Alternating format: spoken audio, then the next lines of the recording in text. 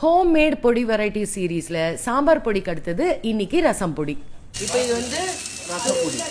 ரசப்பொடிக்கு துவரம் பருப்பு, ரசம் பொடிக்கு அடுத்தது தனியா, அடுத்து மிளகா, கருவேப்பிலை. தனியாவும் மிளகாவும் ஈக்குவல்.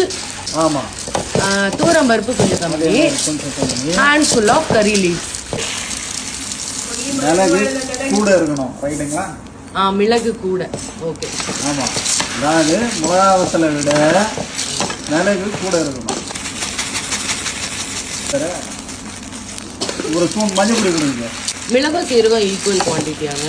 ஆமா, போதும். இதுலேயே மஞ்சள் பொடி போட்டு. மஞ்சள் பொடியும் பெருங்காயம். பெருங்காயம் இதில் போடணும் அவசியம் இல்லை.